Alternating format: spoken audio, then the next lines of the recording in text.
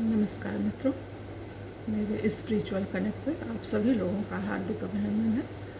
आज मैं आप लोगों को शिव महात्म के दूसरे एपिसोड के बारे में बताने वाली हूँ मित्रों। तो उसमें किसको क्या लाभ की प्राप्ति हुई। जैसे उसमें है शिव, वो है देवराज है, तो देवराज को और भी लोग हैं, चंचुला है और भी ऐसे करके है, तो उसके बारे में बताने वाली मतलब, तो ध्यान से सुनिए। और शिव महापुराण की कथा बहुत पुण्यदायी है। इस सावन माह में तो अवश्य सुनना चाहिए मित्रों। जो मेन है तो उनको तो सुन ही लेना चाहिए। तो इससे क्या होता है, सुख और शांति की प्राप्ति होती है। इससे जीवन जो है सफल बनता है। मानव जीवन बड़े मुश्किल से मिलता है मित्रों, तो इसमें अपने जीवन की सफलता के लिए भक्ति की राह पे चलना ही चाहिए। तो चलिए मित्रों, हम लोग शुरू करते हैं शिव पुराण की महिमा। शौनक जी बोले, हे सूत जी आप धन्य हैं। शौनक जी सूत जी से बोलते हैं कि आप धन्य हैं, आपने हमें वह अद्भुत कथा सुनाई है जो पापों का नाश करने वाली, मन को पवित्र करने वाली और भगवान शिव को प्रसन्न करने वाली है। अब आप कृपा करके यह बतलाइए कि इस कथा के सुनने से कलयुग में कौन कौन से पापी पवित्र हो जाते हैं। तो वो सुना रहे हैं। सूत जी बोले, हे मुनि सुनिए, जो दुराचारी, पापी, कामी एवं दुष्टजन भी इस कथा द्वारा शुद्ध हो जाते हैं, जो लालची, मिथ्याभाषी, पिता माता को दुख देने वाले, दंभी, पाखंडी और हिंसक भी शुद्ध हो जाते हैं। इसी के श्रवण करने से अपने वर्ण एवं आश्रम से पतित द्वेषी जन भी कलयुग में तर जाते हैं। छल कपट करने वाले, क्रूरात्मा, निर्दयी पुरुष भी कलयुग में इसके द्वारा पवित्र हो जाते हैं। जो ब्राह्मणों के धन से पलते हैं, महाव्यभिचारी हैं, वे भी इसके द्वारा तर जाते हैं। जो पाप परायण, शठ, अपवित्र, दुर्बुद्धि, देव द्रव्य एवं साधुओं का द्रव्य खाने वाले पुरुष भी इसके द्वारा पवित्र हो जाते हैं। अब एक प्राचीन इतिहास सुनिए। अब वो जो है प्राचीन इतिहास सूत जी बता रहे हैं शौनक आदि ऋषियों से। सूत बोल रहे हैं कि रातनगर में एक दुर्बल और दुराचारी महादरिद्री ब्राह्मण रहता था। वह देव आराधना धर्म से मतलब देव आराधना, पूजा पाठ उससे एकदम अलग रहता था। उसको किसी भगवान की आराधना में कोई रुचि ही नहीं थी।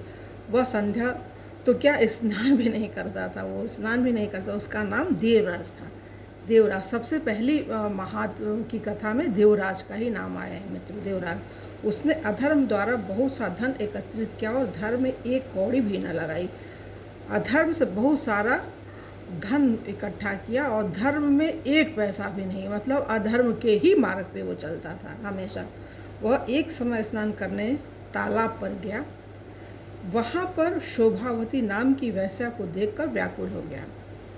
वह सुंदरी भी एक धनी ब्राह्मण को अपने ऊपर आसक्त देखकर प्रसन्न हो गई और बातचीत होने पर उन दोनों में प्रेम हो गया। वे दोनों अपने आप को आपस में स्त्री पुरुष मानकर कामासक्त हो बहुत काल तक विहार करने लगे। ब्राह्मण उस वेश्या के साथ ही बैठता, खाता, पीता एवं शयन क्रीड़ा आदि करने लगा।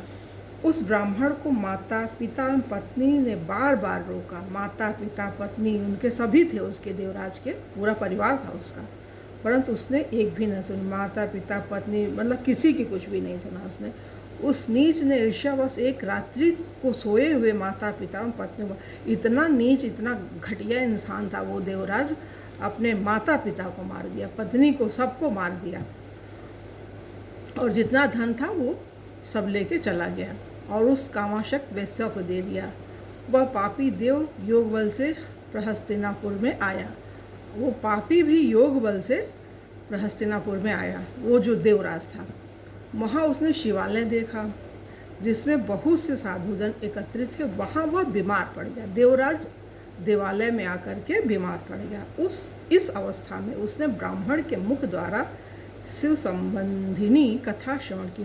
भगवान भोले की कथा उसने वहाँ पे सुनी बीमार अवस्था में।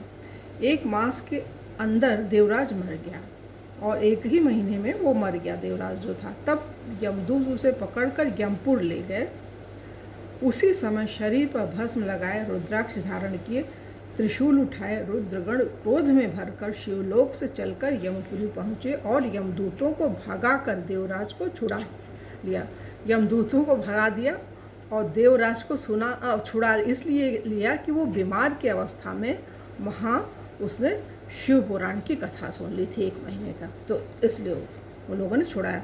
फिर उसे परम अद्भुत विमान पर चढ़ाकर वे गण जबकि कैलाश को जा ही रहे थे कि यमपुरी में महाकोलाहल हुआ, जिसे सुनकर धर्मराज भी अपने महल से बाहर आ गए।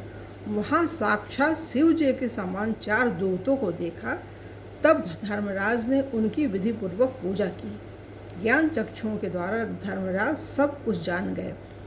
इस प्रकार पूजा में स्तुति कराकर शिवगण कैलाश पर जा पहुँचे।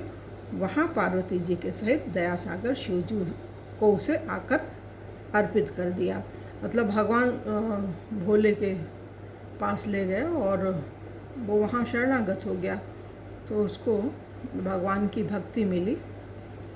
ये चीज़ है मित्रों। तो यहाँ पर ये शिव महापुराण महिमा का ये दूसरा अध्याय पूरा होता है। और कल हम आप लोगों को चंचुला के बारे में, तीसरे अध्याय में चंचुला भी पापनी थी वो, तो उसके बारे में बताऊंगी मित्रों। तब तक के लिए जय हिंद, जय भारत, ओम शांति, ओम शांति।